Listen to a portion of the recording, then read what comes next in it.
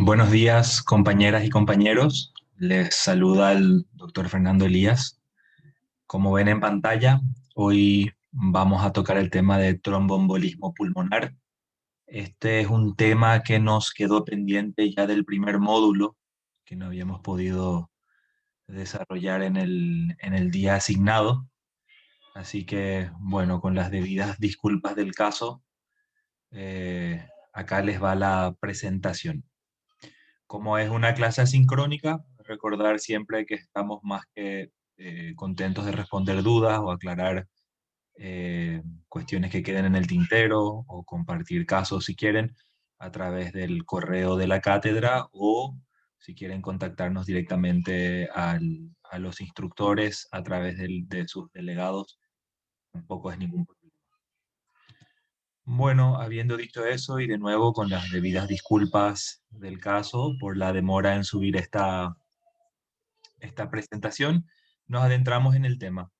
La tromboembolia pulmonar, el tromboembolismo pulmonar, como ya está definido en su propio título, una enfermedad que es una entidad patológica que consiste en la obstrucción de la irrigación sanguínea, del flujo sanguíneo arterial en el pulmón a causa de un émbolo, ¿sí? De un coágulo que nace en sitios lejanos del árbol vascular y se desprende y viaja y llega, ¿verdad? Y se aloja en el pulmón, eh, donde el calibre de la arteria ya le impide el paso y bueno, como decimos, obstruye el flujo y con la consecuente, eh, con, con los consecuentes efectos sobre ese tejido que se vuelve hipóxico, que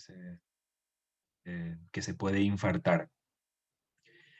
Mencionar ya de entrada que este es un tema interesante para tocar en patología médica, porque esta es la cátedra donde siempre estamos haciendo hincapié en la importancia de hacer una buena anamnesis, un buen interrogatorio y una buena exploración física también, tener mucho en cuenta los datos del cuadro clínico, porque consideramos que eso es fundamental para hacer un diagnóstico preciso, o al menos tener una orientación, unos diagnósticos diferenciales que estén bien orientados y que después con la ayuda de las pruebas complementarias, eh, entonces llegamos a puerto seguro.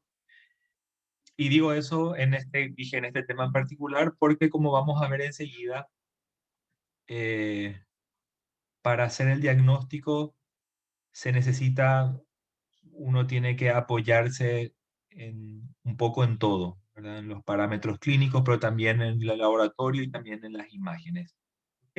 Digo esto porque esto es una entidad patológica, es un diagnóstico difícil porque justamente las pruebas complementarias pueden ser muy ambiguas, ¿verdad? No siempre son claras.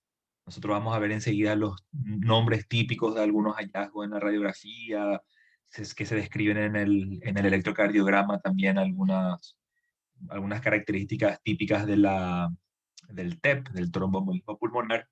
Pero lo cierto es que estos datos no siempre están. Incluso en la mayoría de las veces ¿verdad? El signo del triángulo que vamos a ver enseguida, que tiene un apellido específico, no siempre está. O sea, cuando está es muy útil porque nos ayuda mucho para hacer el diagnóstico, pero son datos que no siempre se encuentran. Entonces eso hace que el diagnóstico sea un poco más dificultoso y que tengamos que basarnos todavía más en nuestro ojo clínico. ¿Sí? Así, en diagnósticos como este, donde el laboratorio y las imágenes pueden ser, eh, digamos, ni blanco ni negro, sino una escala de grises, como decía recién, ambiguas. Entonces, la sospecha clínica eh, es todavía más importante. ¿Sí?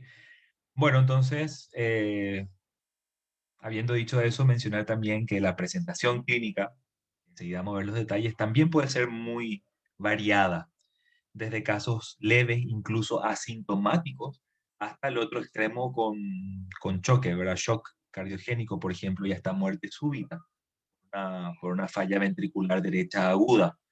Eh, por ejemplo, ¿verdad? Entonces, de ahí la, la dificultad y el desafío. Bueno, siguiendo con las diapositivas, el concepto ya mencionamos, la incidencia, la relación trombosis venosa profunda y TEP es obligada y en la práctica médica clínica imposible de desvincular, eso es cierto. Digamos que el origen del coágulo que viaja y se aloja en el pulmón, en la mayoría, con gran diferencia, el origen suele ser miembros inferiores, venas profundas, por eso es que siempre hay que sospechar, preguntar por eventos quirúrgicos, encamamientos, ¿verdad? Personas que están encamadas por una intervención reciente, sobre todo si la intervención es en miembros inferiores más todavía, viajes, ¿verdad? Cualquier situación que condicione que nuestro paciente esté inmovilizado, sobre todo cuando ya son de mayor edad, etcétera. Y acá vemos también que menciona que la morbilidad se incrementa con la edad y que hay más predominio en el sexo masculino, el femenino, una relación 2-4, 2,5 prácticamente a 1. Como ya mencionamos, la formación de los trombos suelen ser en los sistemas venosos profundos, miembros inferiores y también la pelvis, y estos constituyen el 90% de los orígenes de la etiología del tromboembolismo pulmonar. Acá también es útil recordar la triada de Virchow, ¿sí? Que la triada de Virchow consistía, por una parte, una de las patas era la lesión del endotelio. Recordar que cuando el endotelio se lesiona queda expuesta la, la membrana basal, eso provoca la adhesión de las plaquetas, liberación de sustancias vasoactivas, etcétera, ¿verdad? O sea, que promueve la formación de trombo. La otra pata de la triada Virchow es la lentitud, ¿verdad? En la irrigación, en el flujo, o sea, la estasis sanguínea. Eh, Ahí recordar insuficiencia cardíaca, hipertensión arterial, ¿verdad? Estenosis mitral, etcétera, que también llevan a la formación de trombo por un mecanismo similar al de la coagulación. Y la tercera pata de la triada son los estados de hipercoagulabilidad, ¿sí? Recuerden también los ateromas.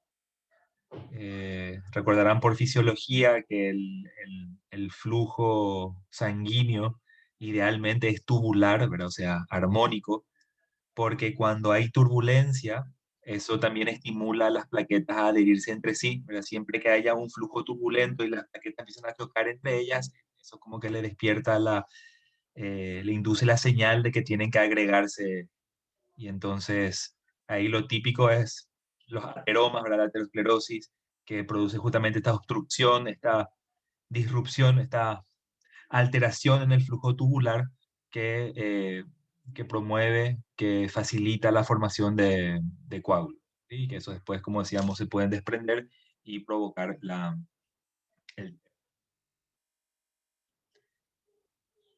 Bueno, muy importante en este capítulo, como decíamos, la anamnesis es muy importante y ahí saber identificar los factores de riesgo, ¿sí? El riesgo que tiene el paciente eh, de desarrollar, o sea, asociados al tromboembolismo pulmonar. Y ahí, como ven en esta diapositiva, es muy útil esta clasificación, ¿verdad? Que divide los factores de riesgo en tres grupos, eh, que son, ¿verdad? Factores de riesgo débiles, moderados y fuertes, ¿sí? Ahí está con su odds ratio. Entre los factores fuertes tenemos cuando es fractura de cadera o miembro pélvico, reemplazo de cadera, cirugía mayor, trauma mayor, lesión de médula espinal. Entre los factores de riesgo moderado tenemos cirugías artroscópicas de rodillas, para recordar miembros inferiores, catéteres venosos centrales, quimioterapia, falla cardíaca o respiratoria crónica, también las neoplasias, también terapia anticonceptiva oral, o sea, recordar mujeres que toman anticonceptivo y sobre todo esto está empeorado en las que son las mujeres que fuman, ¿sí? En algunos casos embarazo, cuando ya hay historia de embolismo previo, trombofilia y los factores de riesgo débiles, son reposo en cama por más de 3 días, sobre todo si son pacientes que no tengan los factores anteriores o, ¿verdad? O que no sean ancianos, reposo prolongado, ancianos, sobrepeso, obesidad, insuficiencia venosa, venas varicosas, y embarazo y anteparto. Esto es más de lo mismo. Con respecto a la fisiopatología, en esto no nos vamos a detener mucho, pero recordar que los dos mecanismos acá implicados, por una parte la obstrucción mecánica de la circulación pulmonar y por otra parte la em, presencia anormal de los mediadores químicos.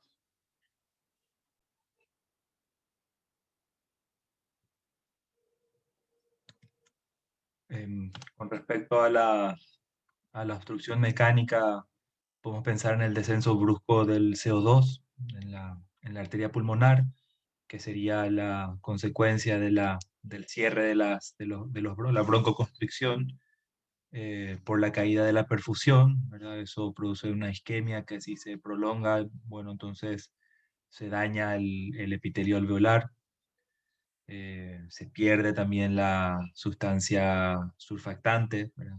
Pierde sus cualidades.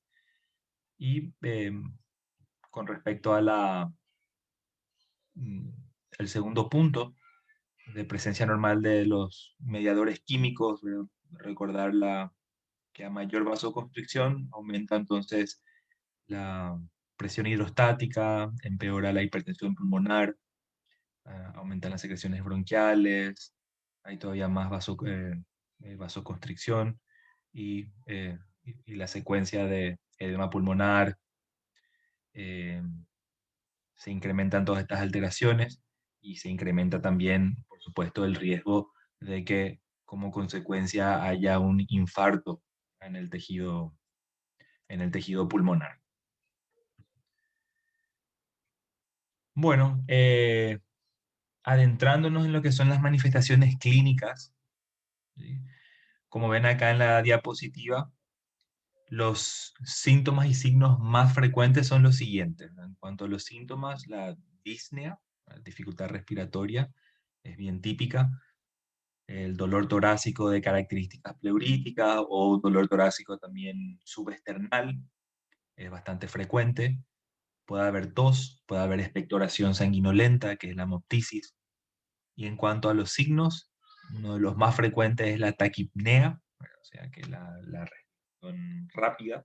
También puede haber polipnea, la taquicardia, signos de trombosis venosa profunda. Recordar que como está muy asociado, decía esa primera diapositiva, que es difícil de desvincular del TBP, entonces siempre sospechar y ir a explorar también los miembros inferiores. En algunos casos puede haber también fiebre y dependiendo de la extensión del infarto, ¿verdad? De la afectación del pulmón, puede haber también stenosis. Bueno, decíamos al comienzo que es muy importante la anamnesis, hacer un buen interrogatorio, y decíamos también que las pruebas complementarias muchas veces eh, no son muy concluyentes. De ahí la importancia de apoyarse, ¿verdad? En cada uno de estos datos. Y acá es de gran ayuda algunas escalas que se usan para tratar de, digamos, orientar el diagnóstico o en su defecto descartar, ¿verdad? Y entonces estos son escalas que se desarrollaron y que para estos diagnósticos, ¿verdad? Para estas entidades patológicas son de gran utilidad.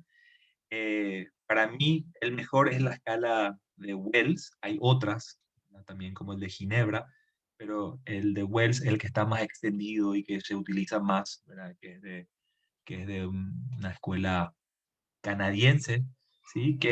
Y hay dos escalas de Wells, van a encontrar en el libro o en internet, ¿verdad? Uno es de miembros inferiores de TBP justamente, y la otra escala de Wells es específicamente para TEP, que es este que estamos viendo. Entonces, de acuerdo a las variables, de acuerdo a a los síntomas o signos que hayamos, le adjudicamos unos puntos, como se ve acá en el primer cuadro, y después, de acuerdo a esa suma, vemos en el cuadro de abajo cuál es cuál es el riesgo asociado a ese puntaje, la probabilidad de TEP con ese puntaje según la escala de Wells. Enseguida vuelvo a este. Antes nada más quería mostrarles, por acá hay una diapositiva. Acá está lo que mencionaba recién, ¿verdad? Es eh, tener en cuenta no solamente los datos laboratoriales. Insisto mucho en eso porque me gusta hacer hincapié, como estamos en la era de las super especialidades, en que eh, muy frecuentemente, lastimosamente, perdemos los buenos hábitos de semiología, de exploración, nos apoyamos demasiado en las pruebas de imágenes, ¿verdad? Y entonces, por eso es que este tema para mí es interesante porque, como les decía al comienzo, las pruebas complementarias a veces pueden confundir, ¿verdad? O no ser muy específicas. Entonces, esta secuencia también es de gran ayuda, ¿verdad? Muestra más o menos el flujograma que hay que considerar cuando sospechamos de TEP, ¿sí? Tenemos la sospecha de TEP y según según nuestra escala de Wells, ¿verdad? Después de nuestro interrogatorio de exploración física, si es un paciente de riesgo alto, ¿verdad? O si es de riesgo no alto, ¿verdad? Cuáles son las probabilidades clínicas y se sigue este flujograma al que vamos a llegar otra vez enseguida. Solamente quería adelantar esa imagen para tener en cuenta esto de la clasificación de riesgo alto o de no riesgo alto.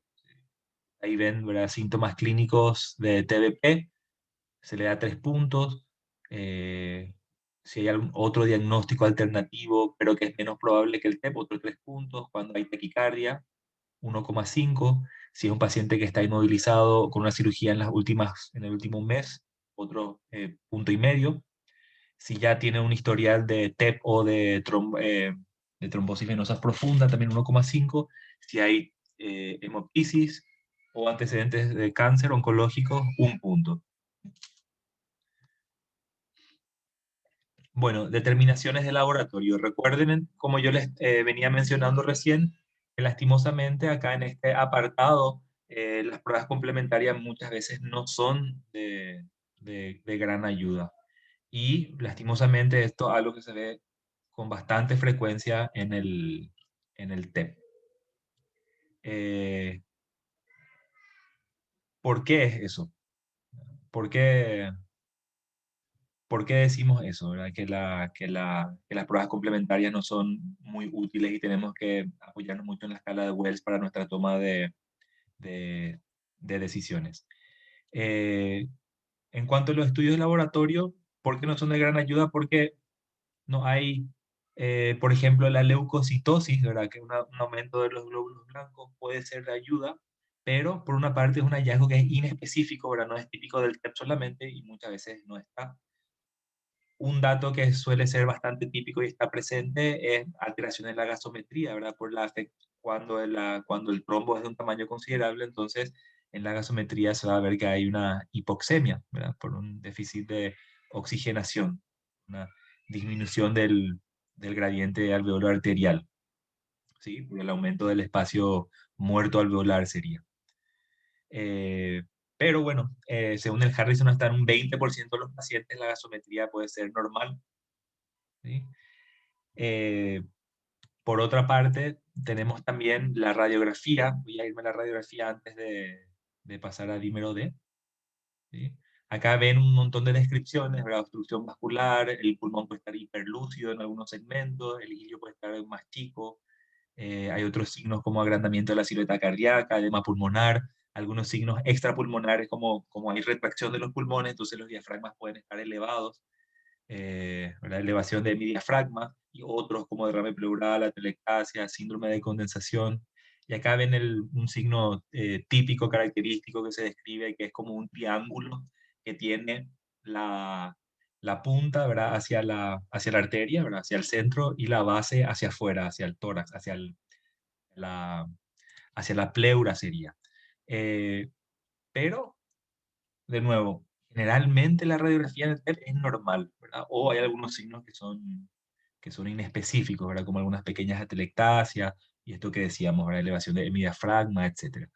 Entonces, su utilidad más bien consiste en poder descartar otras causas, ¿verdad? Diagnósticos diferenciales, si hay una condensación, una neumonía, etcétera, ¿verdad? Yo creo que es más esa su utilidad que, o sea, más frecuente es esa la utilidad que cuando realmente se ven estos signos, ¿verdad? Se describe eh, que puede haber también un aumento del velamiento, una opacidad, ¿verdad? Que con la base hacia la pleura, que le dicen la joroba de Hampton, eh, o el triángulo que tiene la base hacia la pleura y el vértice hacia el ilio, que es lo que se ve en esta imagen, que se le llama el signo de Westermarck, ¿verdad? Pero, insisto, estos son datos radiológicos que cuando están presentes son fantásticos porque nos ayudan a diagnosticar, pero lastimosamente vemos en una minoría de los pacientes. Después también está el electrocardiograma, que otra vez, la mayoría de las veces puede estar normal.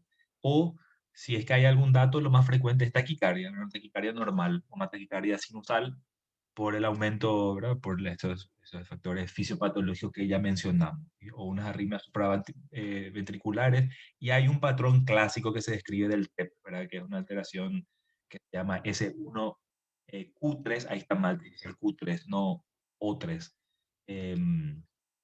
S1Q3T3, ¿verdad? Que es cuando hay un aumento del voltaje en una elevación del segmento ST, hay una onda T positiva, etcétera. Pero, de nuevo, lastimosamente, esto no está siempre presente.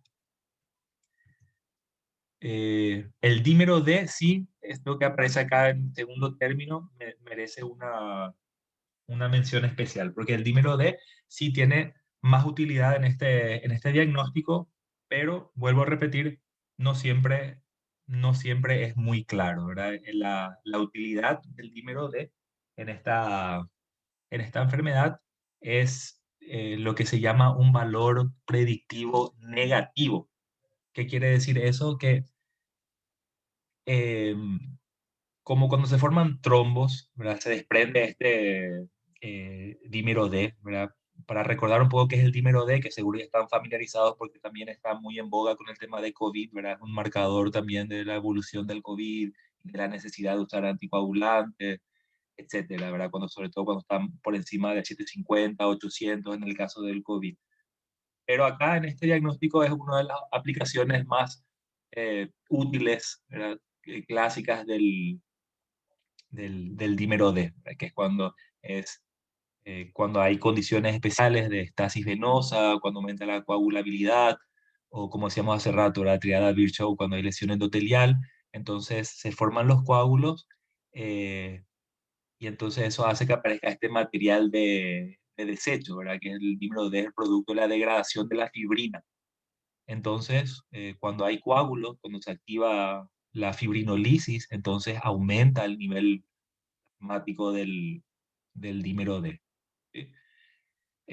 Su utilidad para el TEP se discutió muchísimo, ahora se hicieron muchas revisiones y, como les decía, su principal aplicación es que tiene un valor predictivo negativo. ¿Sí? ¿Qué significa eso? Que como cuando hay coágulos, tiene que aumentar el dímero D.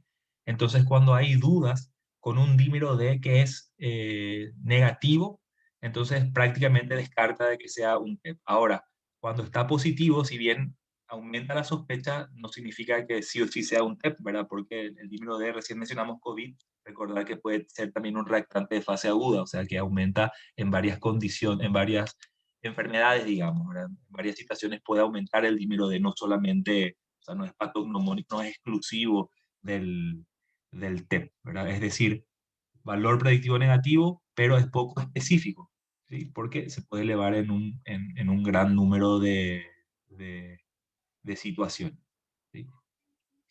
Eh, pero es importante hacer, cuando tenemos pacientes que sospechamos que pueden tener un TEP, entonces es importante hacer el dímero D, porque eso entre ya también la anamnesis, la exploración física, etcétera, puede ayudar a excluir, ¿verdad?, un gran número de pacientes, ¿verdad?, que ya, por ejemplo, cuando no es muy sospechoso y encima tiene un dímero D negativo, decíamos que su valor predictivo sobre todo negativo, entonces ayuda ya a descartar esos pacientes, ¿verdad?, y pensar en, en otros diagnósticos, ¿sí? Y bueno, y el valor del dímero D, el valor de corte sería de 500, ¿verdad? 500 microgramos por litro es lo que se considera como el punto de corte para considerar que puede estar relacionado al TEP. De nuevo recordar de que porque está positivo no es que confirma el TEP, pero digamos que aumenta, incrementa, estoy pensando en el antónimo de atenuante que usan los abogados, pero agravante, digamos. Eh, pero entonces ahí, como veíamos en el flujograma, cuando el dímero D está positivo, a ver si menciona acá, sí, acá está, entonces si el dímero D, ahí ven en la parte izquierda de la imagen, no sé si ustedes pueden ver el cursor, pero cuando es menos de 500, entonces se descarta, y cuando es más de 500, ahí ya vamos a las pruebas de imágenes, ¿sí? Acá menciona la angiotomografía pulmonar, que es la más utilizada hoy en día, a pesar de que todavía no es considerado por las sociedades como el gold estándar, sigue siendo la angiografía. Acá nos quedamos, ya hablamos de de radiografía. Bueno, nos detenemos entonces un poquito otra vez acá en nuestro flujograma. Em, Recordar que hay que compaginar todo, ¿verdad? La identificación de signos, los síntomas, nuestro cálculo de probabilidad por nuestra escala de Wells. Si la probabilidad es baja, entonces, y al hacer el dímero D sale menor a 500, se excluye TEP. Si el número es mayor a 500, o si digamos que la sospecha clínica es muy fuerte, entonces tenemos que seguir adelante con el algoritmo y pedirle una prueba de imagen, ¿sí? Que es lo que vamos a discutir ahora.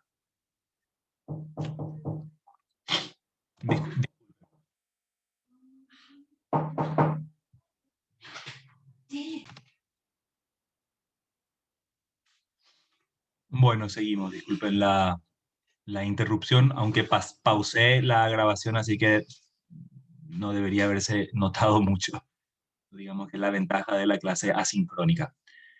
Eh, bueno, vamos a la siguiente diapositiva, la tomografía.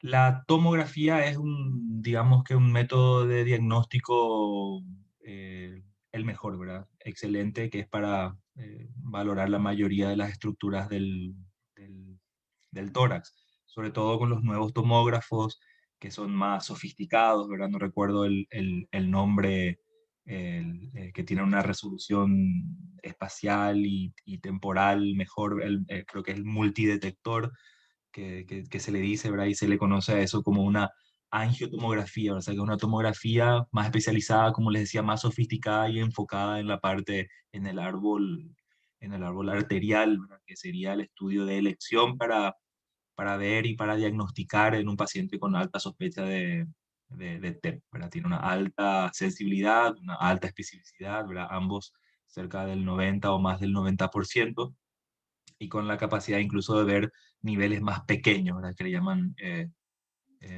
subsegmentarios. ¿Sí?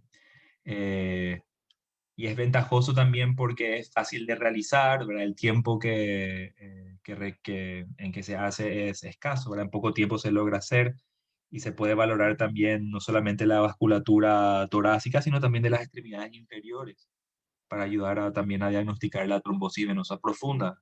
Una vez más, insistimos en que suelen estar muy relacionados, ¿sí?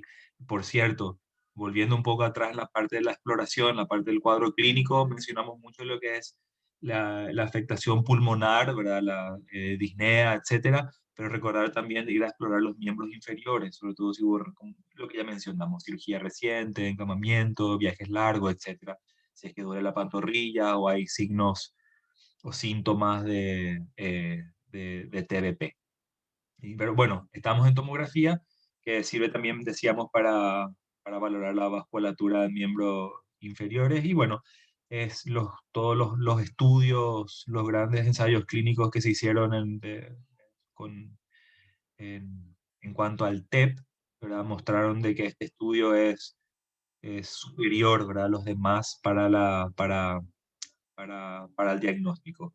Les recuerdo que a pesar de esto todavía sigue siendo considerado el gold estándar para la,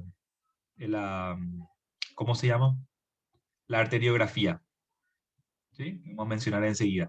Pero antes de pasar, entonces, ya que tenemos esta imagen ahí, ustedes pueden ver hacia la izquierda cómo se ve que hay como un trombo, ¿verdad? Hacia la arteria pulmonar derecha. Y en la imagen B, ¿verdad? La imagen que está a la derecha, eso sería ya una reconstrucción, ¿verdad? Tomográfica, y se puede ver entonces con mejor resolución, con mejor detalle dónde está localizado el trombo, y la rama, ¿verdad? Pulmonar derecha afectada, el segmento que está ahí afectado. Acá lo que se puede mencionar como desventaja, que es como es tomografía, ¿verdad? Como es radiación.